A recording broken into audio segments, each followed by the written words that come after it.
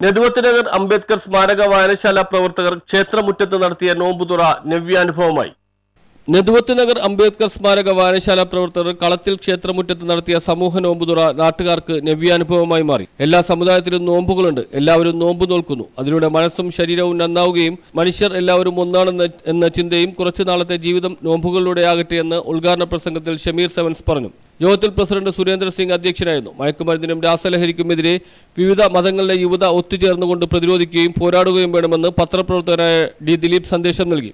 ഈ ഒത്തുചേരലെല്ലാം തന്നെ ഈ ലഹരിക്കെതിരായിട്ടുള്ള കൂട്ടായ്മകളിലേക്ക് വളരണം എന്നുള്ളത് തന്നെയാണ് ഇന്നത്തെ നാടിൻ്റെ ആവശ്യം. കാരണം നമുക്കറിയാം, പുതുതലമുറ എന്നുള്ളത് ലഹരി എന്ന് പറഞ്ഞാൽ വെറും ലഹരിയല്ല, രാസലഹരിയിലേക്ക് മാറിക്കൊണ്ടിരിക്കുകയാണ്. സമൂഹത്തിൻ്റെ കെട്ടുറപ്പിനെ ആകെ തന്നെ ബാധിക്കുന്ന തരത്തിൽ ആ ലഹരിയുടെ ഉപയോഗം വർദ്ധിക്കുകയും ചെയ്യുന്നുണ്ട്.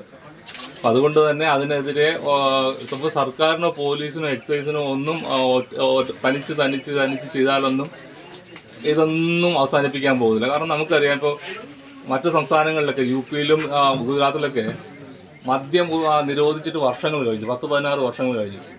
പക്ഷേ അവിടുത്തെ പെട്ടിക്കടകളിൽ പോലും ചിലപ്പോൾ വേണമെങ്കിൽ മദ്യം കിട്ടാം.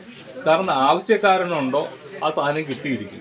അപ്പം അതുകൊണ്ട് തന്നെ ഈ ആവശ്യക്കാരനില്ലാത്ത രീതിയിൽ പുതുതലമുറയെ വാർത്തെടുക്കുക എന്നുള്ളതാണ്, സമൂഹത്തിൽ ബോധവൽക്കരണം ഉണ്ടാകുക എന്നുള്ളതാണ് ഇക്കാര്യത്തിൽ ചെയ്യേണ്ടത്.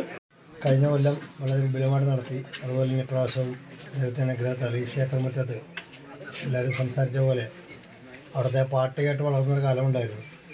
ഞങ്ങളൊക്കെ ആ കാലഘട്ടം ഇപ്പോൾ തിരിച്ചു വരാൻ വേണ്ടി പ്രാർത്ഥിക്കുകയാണ്. കാരണം എല്ലാവരും ജാതിയുടെയും മതത്തിൻ്റെയും രാഷ്ട്രീയത്തിൻ്റെയും തമ്മിൽ തല്ലുമ്പോൾ നമ്മുടെ അയൽ സംസ്ഥാനങ്ങളിൽ തന്നെ കഴിഞ്ഞ ദിവസം ആറ്റുകാലിൽ തന്നെ വെള്ളം, തണുത്ത നാരങ്ങ വെള്ളം ഫസ്റ്റ് ചെല്ലുമ്പോൾ മനസ്സിനൊരു കുളിർമയുണ്ടാവും.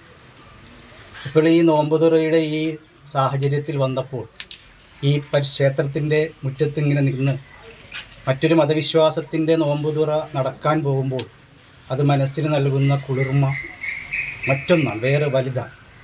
തീർച്ചയായും ഇത്തരം പരിപാടികൾ ഇനിയും സംഘടിപ്പിക്കപ്പെടണം. ഈ പറഞ്ഞ പോലെ മനസ്സുകൾ അകന്നുകൊണ്ടിരിക്കുന്ന ഈ കാലഘട്ടത്തിൽ secretary PR Ranjith, PM Zubair, NK Anees, CK Binu, EB Sabu, Rajesh Jolson എന്നിവർ ആശംസകൾ അർപ്പിച്ച് സംസാരിച്ചു. News bureau, Arookutty.